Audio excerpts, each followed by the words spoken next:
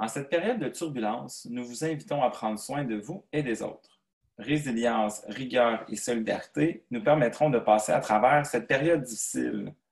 Les services aux entreprises et 3 de ses partenaires ont décidé de se mobiliser afin de vous offrir une série de 3 capsules pratiques pour vous aider à faire face à la crise de la COVID-19. Aujourd'hui, Guylaine Baudouin de l'entreprise Baudouin Relations publiques vous transmet ses bonnes pratiques en matière de communication en contexte de gestion de crise. Le webinaire est présenté par Baudouin Relations publiques, Drolette, Nathalie Bureau, conférencière et formatrice, le Cégep de Trois-Rivières, formation continue et services aux entreprises, ainsi que la zone entrepreneuriale. Présentation de la conférencière. Comptant plus de 20 ans d'expérience dans le domaine des communications et de relations publiques, Mme Guylaine Baudouin est la stratège et la personne de confiance pour la gestion des communications, particulièrement en situation de crise. Elle a d'ailleurs fondé, en 2014, la firme de relations publiques Baudouin Relations publiques, qui a notamment géré des crises de nature différente pour de nombreux clients. Dans la situation actuelle entourant la pandémie de la COVID-19, la présidente de Baudouin Relations publiques, Mme Guylaine Baudouin, présente la marche à suivre pour la gestion des communications lors de situations exceptionnelles. Le contexte auquel notre société fait face force plusieurs entrepreneurs à réagir et communiquer avec leurs différents publics. Lorsqu'une entreprise est confrontée à une situation du genre, les dirigeants se doivent de répondre aux questionnements de leurs employés, leur clientèle, leurs partenaires et leurs fournisseurs. Il faut savoir que la façon dont une crise est gérée devient souvent plus importante que la crise elle-même. Le succès d'une gestion de crise dépend généralement de la rapidité avec laquelle une organisation se coordonne pour la traverser et les moyens qu'elle met en place pour y parvenir. Merci beaucoup, M. Michel. Effectivement, nous allons parler de l'importance de gérer ses communications avant, pendant et après la crise. Vous serez d'accord avec moi qu'il va s'agir de principes généraux parce qu'il y a des principes spécifiques qui vont s'adresser à chacune des organisations, mais on ne pourra pas aller dans le fin détail aujourd'hui. Mais c'est important qu'on voit quand même l'ensemble des principes généraux pour bien gérer une crise. Il faut savoir aussi qu'une crise de cette envergure-là, la COVID, c'est tout à fait exceptionnel. Habituellement, on va gérer des crises qui apparaissent dans les entreprises, une entreprise, par exemple, qui gère une crise, mais une crise qui touche l'ensemble de la planète, disons-le, c'est vraiment exceptionnel. Ça touche également tous les secteurs, qu'on parle du sport, de la culture, du commerce de détail, de l'éducation et évidemment et surtout le domaine de la santé. Tout le monde est impacté, toutes les organisations, toutes les personnes également sont impactées et il n'y a personne qui connaît la date de fin de cette crise-là, de la pandémie.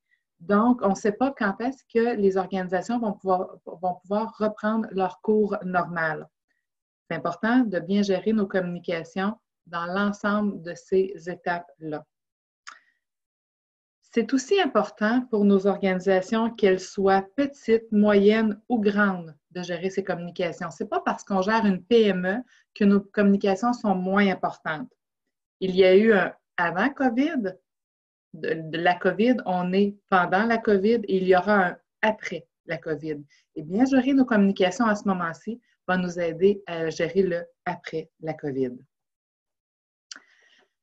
Tous les spécialistes en communication, tous les communicateurs, tous les relationnistes de gestion de crise vous le diront, il est essentiel pour les organisations d'avoir un plan de communication en gestion de crise ou en situation exceptionnelle. C'est un élément qui est essentiel pour bien accompagner les gestionnaires, les dirigeants dans la prise de décision rapide et cohérente lors d'une crise. Ça se peut que vous n'en ayez pas. Ça se peut que vous soyez un gestionnaire de PME et vous vous dites, moi, je n'ai pas ça au sein de mon organisation, qu'est-ce que je dois faire? Bien, ce que je vous dirais, c'est pareil comme si vous n'avez pas de plan d'évacuation. Si votre entreprise n'a pas de plan d'évacuation et que le feu prend, vous ne vous laisserez pas brûler parce que vous ne savez pas par où sortir. Donc, c'est la même chose en gestion des communications en situation exceptionnelle. Il y a quand même des choses qu'on peut mettre en place rapidement et qui vont vous aider à bien gérer le tout. Donc, ce qu'on vous encourage à faire, c'est quelques actions que je vais vous parler dans les prochaines minutes qui vont vous aider à traverser cette période qui est, disons-le, tumultueuse. Donc, en cette période d'urgence sanitaire, il importe plus que jamais pour les entreprises d'informer leurs différents publics. On remarque que beaucoup d'organisations utilisent les médias sociaux pour aviser la population de leurs actions face à la crise de la COVID-19. Informer le grand public est effectivement l'une des actions importantes à poser, mais il faut aussi penser à toute la communication qui concerne les employés, les clients, les fournisseurs et les partenaires. Il est également essentiel de communiquer avec vos investisseurs et vos partenaires financiers parce qu'eux aussi sont inquiets. Je vais revenir à la communication interne parce que selon moi, il s'agit d'un pilier en communication en gestion de crise. Il faut bien informer nos employés. Pour les autres publics, on parle de vos clients, de vos fournisseurs, de vos partenaires, de vos investisseurs et de toute personne qui aurait un intérêt quelconque par rapport à votre organisation, ces gens-là doivent être informés. La communication grand public, si vous faites un post, par exemple, sur les médias sociaux, c'est très bon. Mais ce que vous devez savoir, c'est qu'il faut adapter vos messages parce que vos employés, par rapport à vos fournisseurs, par rapport à vos investisseurs, ne veulent pas savoir nécessairement le même type d'information. Il faut adapter chacun de nos messages pour chacun de nos publics. Au niveau de la communication interne, je vous le mentionnais, selon moi, c'est un pilier en gestion de crise. Pour plusieurs, la crise actuelle risque d'engendrer un retard dans les délais de livraison, par exemple, alors que pour d'autres, la fermeture de leur établissement sera synonyme d'une importante perte de revenus. Pourquoi c'est important de communiquer régulièrement avec nos employés? Parce que ce sont eux qui sont en contact direct avec nos clients et nos partenaires. Ne pas posséder une information juste et pertinente pourrait augmenter leur stress. Imaginez, vous êtes au service à la clientèle, les gens vous demandent quelles sont les actions que votre entreprise a prises lors de la crise et vous n'avez pas la réponse. C'est extrêmement stressant et angoissant. Et selon moi, vous n'avez pas à ajouter ce stress-là à vos employés, ils en ont déjà assez. Vos employés sont les ambassadeurs et ils sont l'extension de votre voix. C'est pour ça que c'est important de les informer. Les tenir informés de l'évolution, c'est de démontrer qu'ils sont importants pour votre organisation et que leur travail compte vraiment.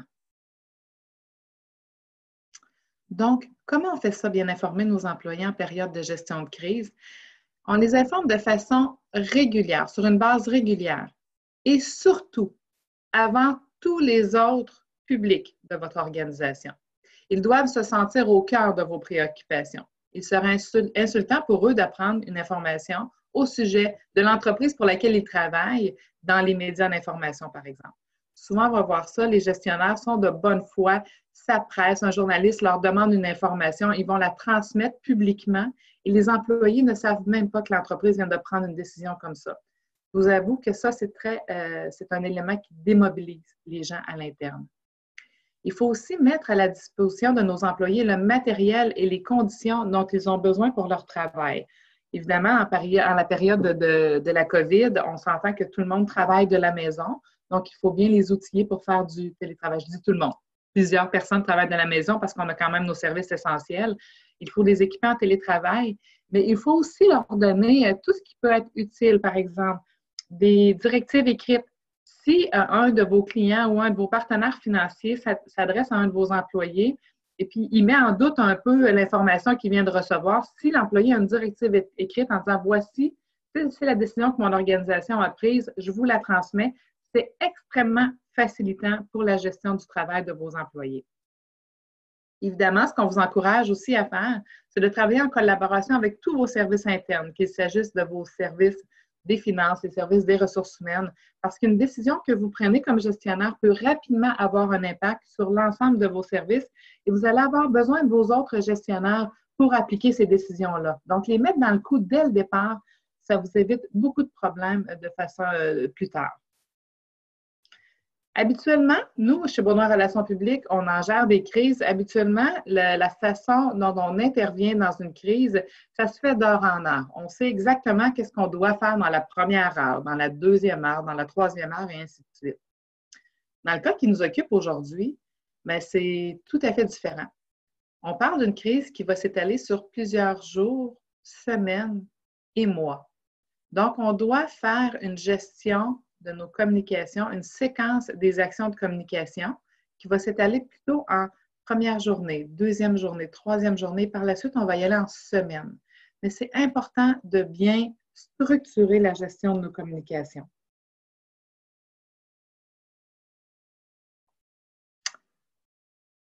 Un aide-mémoire pour assurer une bonne communication en gestion de crise. Évidemment, ce qu'on encourage à faire, c'est de suivre l'ensemble des directives gouvernementales. Le gouvernement émet des directives tous les jours ces temps-ci. À tous les jours, le gouvernement Legault, le gouvernement Trudeau fait des points de presse pour informer les citoyens, pour informer les entrepreneurs des nouvelles mesures qui sont en place. Donc, évidemment, en communication en temps de gestion de crise, surtout dans la crise qu'on connaît en ce moment, c'est de bien appliquer les consignes gouvernementales.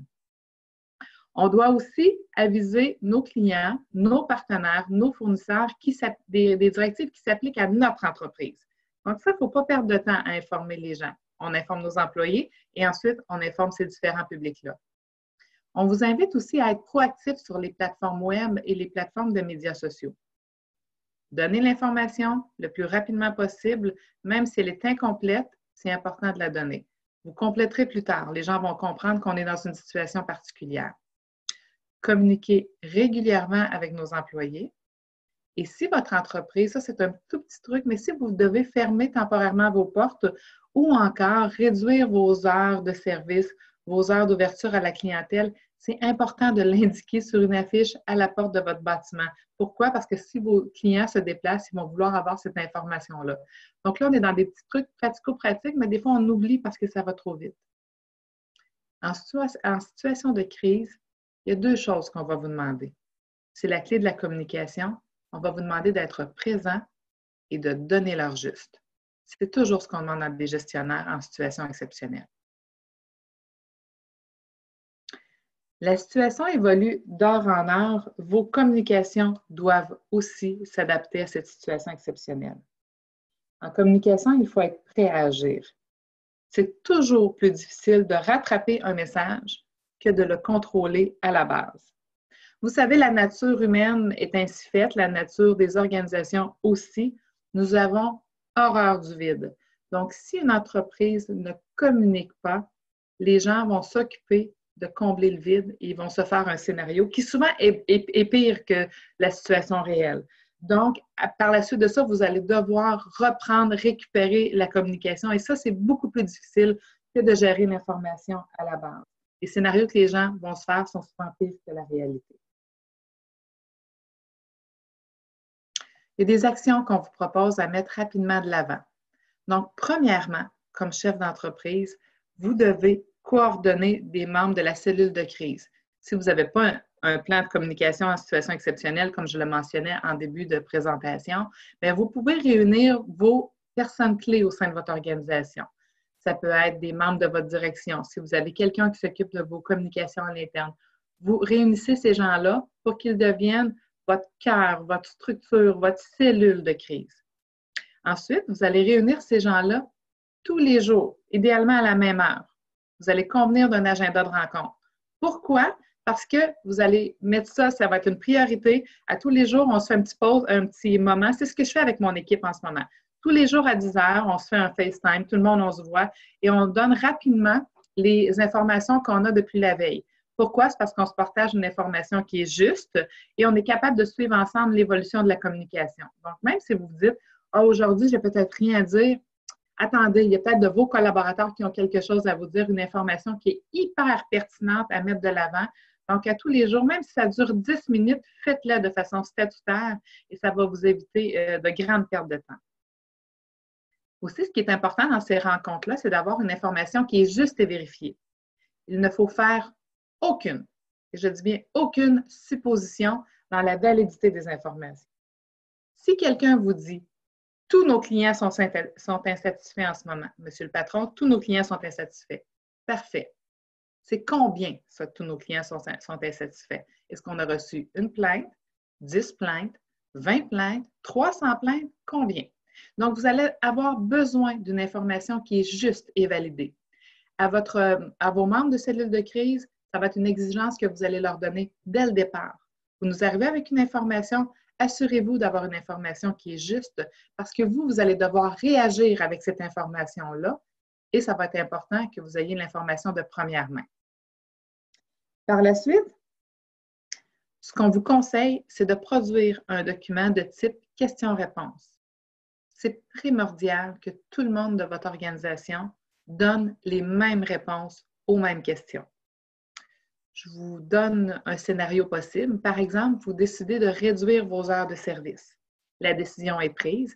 Donc, au lieu de fermer à 9 heures parce que vous avez un commerce de détail pour les jeudis, vendredis, par exemple, vous décidez de fermer à 5 heures. Il est important de communiquer cette information-là à tous les membres de votre organisation. Pourquoi? Parce que si quelqu'un appelle à la réception et la réceptionniste donne « Non, non, il n'y a pas de problème, nous allons poursuivre nos heures jusqu'à 9 heures », mais que la personne de service à la clientèle donne 17 heures et vice-versa, vous comprenez un peu, ça génère de la confusion. Et la confusion en gestion de crise, c'est jamais bon. Donc, tout le monde avoir les mêmes réponses aux mêmes questions.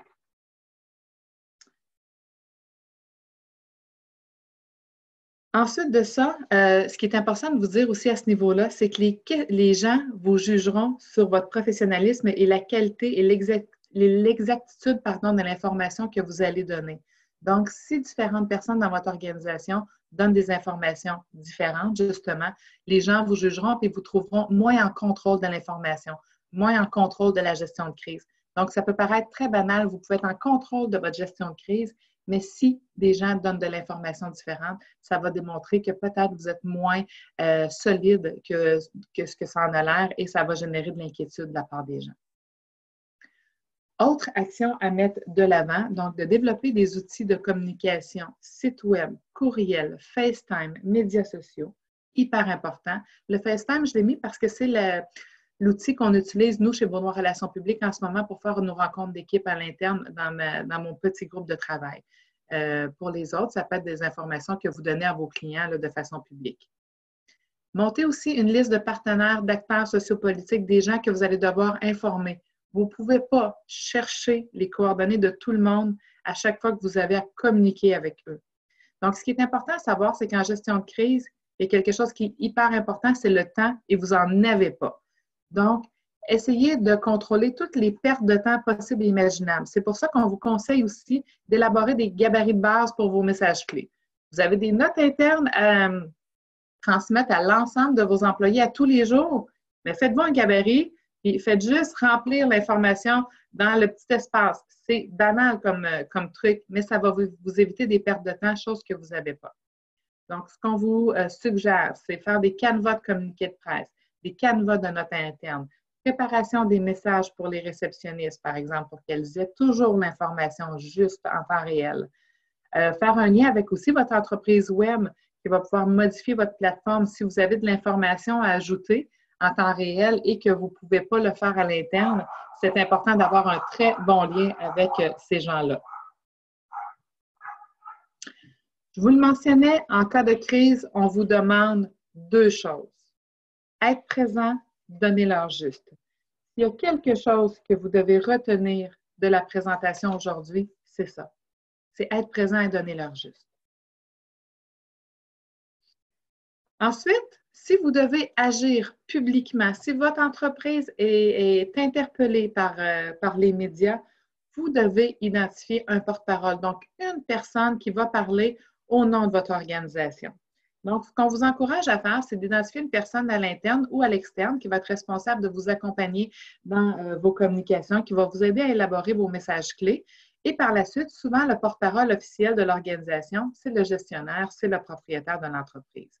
Donc, le responsable des communications élabore les messages avec le comité en place pour le porte-parole. Et la porte-parole est la seule personne autorisée à parler publiquement de la situation auprès des publics externes. Pourquoi? Encore une fois, c'est pour gérer un message qui est cohérent avec vos publics externes. Évidemment, dans le monde idéal, c'est de former ce porte-parole-là pour recevoir, pour maîtriser l'art de parler avec les médias parce que je vous avoue que les médias d'information, les journalistes, eux, sont formés pour interviewer des gens tous les jours. Vous, dans vos organisations, ce n'est pas quelque chose que vous faites à tous les jours. Donc, avoir une formation, c'est très aidant. Je comprends que dans la situation dans laquelle on se trouve aujourd'hui, vous n'avez pas le temps de recevoir l'information. Mais comme je vous le mentionnais d'entrée de jeu, il y aura un après-COVID, donc ça peut être intéressant à mettre sur votre liste de formation, porte-parole médiatique, parce que des crises, on ne sait jamais quand ça va arriver de nouveau. Les médias sociaux. Il y aura un webinaire qui va être consacré spécifiquement juste pour les médias sociaux. C'est important. On est en 2020 aujourd'hui. Beaucoup de choses se passent sur les médias sociaux. Beaucoup d'informations sont consacrés à la gestion des médias sociaux. Les gens nous parlent beaucoup. Donc, je vais laisser l'autre experte vous en parler davantage pour les médias sociaux. Moi, ce que je veux vous dire, c'est qu'en situation de crise, il est important de diffuser des messages sur nos plateformes, de répondre aux questions qui nous sont posées de la part des internautes et surtout d'assurer une veille. Avant, quand j'ai commencé il y a 20 ans, on faisait que de l'information sur les médias traditionnels. Donc, si l'organisation envoyait un message et puis que les gens ne comprenaient pas bien le message qu'on venait d'envoyer, c'était très difficile d'avoir cette rétroaction-là.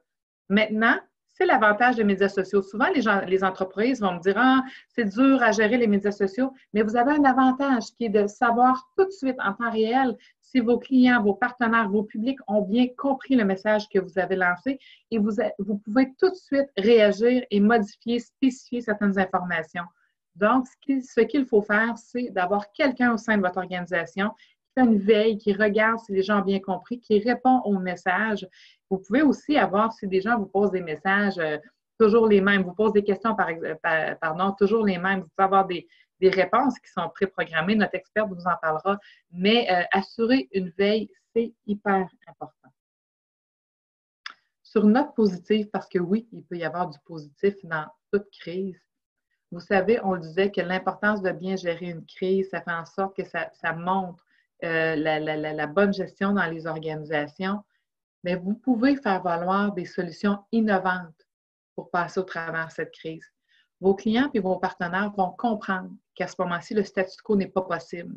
Donc, si vous mettez en place de nouvelles solutions d'affaires, de nouvelles façons de leur partager l'information, je ne sais pas, peu importe votre contexte d'affaires, vous mettez en place de nouvelles pratiques, les gens vont comprendre que le statu quo n'est plus possible.